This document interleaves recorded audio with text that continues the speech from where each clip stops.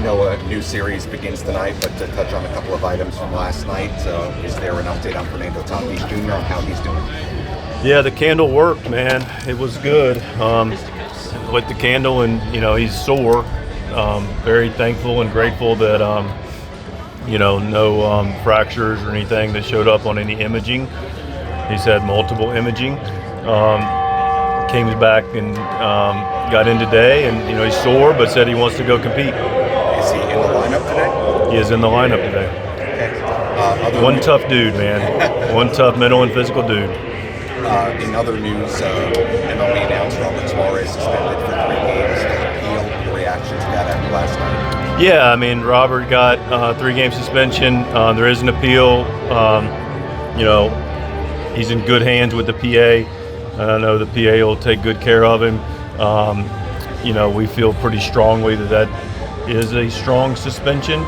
It was unintentional, and there's a lot of different things that took place in the course of that series that we don't need to revisit. But I do trust the league's office being judicious, but we are taking exception with the 3 games, the volume of the games, and actually, period.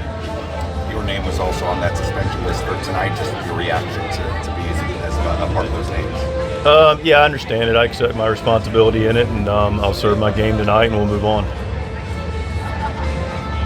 Are you, for Suarez to have gotten 3 games, and you guys said you think that's strong, what is the case? Will you make a case for it to be lowered?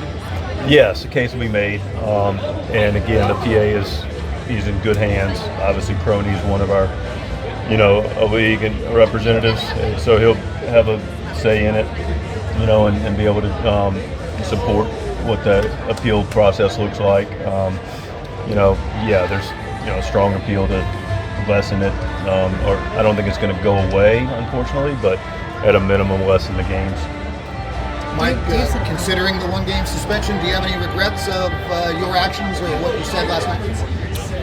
It's a good question, and I have thought about it. You always review, and the one thing that I am responsible for is making sure we have a clean game, making sure our sport, first of all, represent our team and take care of our team, the San Diego Padres, and our organization and our city, and then be a good steward for the game and be a good representation of how the game is supposed to be played.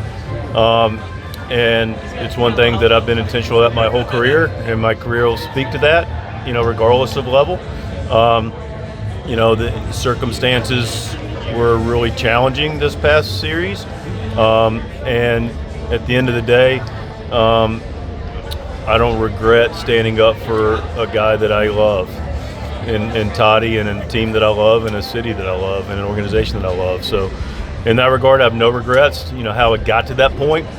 Again, we can all have our comments and thoughts and theories, but as far as my actions, it's not something that you want to do every night or needs to be done, hopefully, ever again.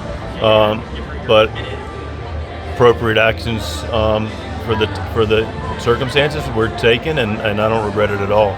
Doc made contact with you. You both get 1 game. How do you? So, listen, man. The league does their deal. They do a good job. They take all the factors into it. I accept my game. What they do to anybody else is none of my business, quite honestly. Is your understanding that has it become personal between you and Dave, do you think? Has it become personal? Like me and him, or the Padres versus the Dodgers? Him and you specifically. Yeah, another good question. I'm competing for our team. There's some history that's very public, with what happened last year with Manny that I took exception to. And so, I handled that very privately.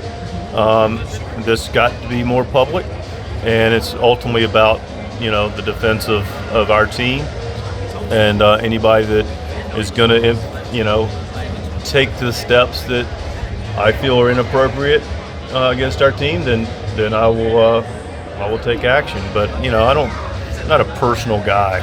I'm not a grudge guy, but I am a foxhole guy. You addressed Manny situation with Doc privately, as you and Doc? Yeah, that was public on his side, but listen, that's water under the bridge, and I handle my things privately. But that was later in a different date after that series. That's all I'll say.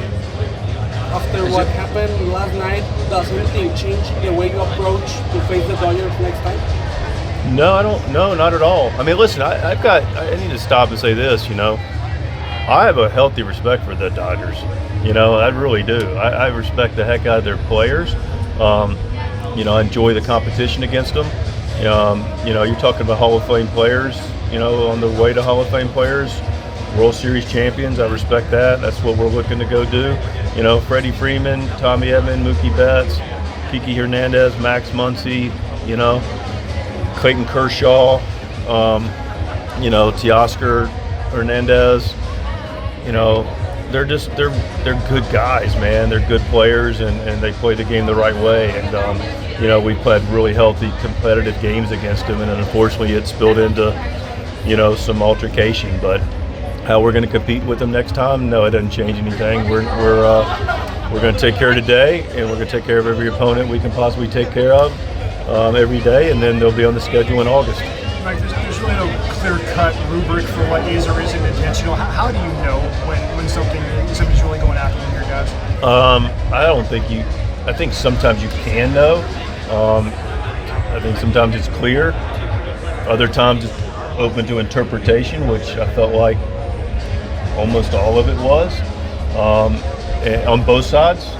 And so, like for example, we had the warnings issued. And Iglesias, a guy with 12 years of major league experience, gets drilled in the wrist. We had 3 X-rays come out of that series. And so, he gets drilled in the wrist, and rightfully our team and myself were upset about it. But I wasn't going to go and make a production out of it because I didn't feel it was intentional. I thought the ball got away from him, and I wasn't going to create a scene and make anything bigger than it was, even though it didn't look optically great. And other times, you take exception, and it's a hard interpretation. Only few people really know. Where's Jackson Merrill right now? Jackson's in a good spot. He's in the clubhouse, had a workout today, went through what he would term a pre-game day routine, and just got there talking to him and came out good. He's really made some strides. Headaches subsided, nausea subsided, soreness in the neck subsided, clarity is coming back, focus is coming back. So all the good things, able to run, hit, and throw today. And I talked to him right before I walked in here actually, and said he's trending in a good place, and we'll see what is the next step. Mike, we saw Darvish throw some BP out here pregame. Did you hear how it went, and an update on his status? I saw it. Looked good. Talked to him just a moment ago. And, he got up twice, and pitches were good. Maldonado called him, said he thought he came out good. Velocity looked like it was good. Swings, were, what you would hope from the pitching side of it.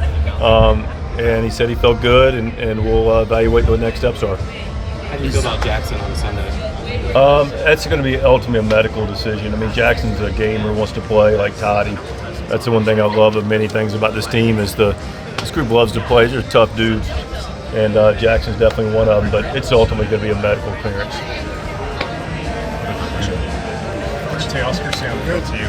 Seemed like he kind of liked it. Yeah, it was good, man. It was great. Like I said, even on the day where Jose got hit, I walked Jose to first base and caught up with Freddie, and class guy, Freddie Freeman. We just talked about, what's going on. You take care of your group, and I'll take care of our group. And after that all took place, yesterday, kind of walked down with Teoscar, and he was very clear, like, hey, man, look, unintentional. I said, I get it.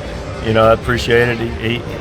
He's a player, man. He understands both sides of it. And I said, dude, you're killing us. We gotta figure out a way to get you out. He goes, I'm not having that good a series. I said, a 3-run homer the first night was maybe take exception with that, but I don't know him a lot. I respect the way he plays, but I've heard good things about him, and I just enjoyed having a quick conversation with him. It was definitely a diffusing conversation. Skip, when you go out there and you show that kind of emotion, can you feel maybe a little bit of the mentor Tony LaRussa coming out in you? I actually talked to Tony last night. Yeah, I suppose so. I mean, that's think that's kind of how I've been wired. There was no Tony never like, hey, you got to go do this or that. But I've talked to Tony a lot about how to handle situations. I called him last night about the situation. Did I handle it well? What did you think? Talked to him about last year, playoffs, some situations. I'm always talking to him. But I've always been wired to, when I first started coaching, to, take care of this dugout.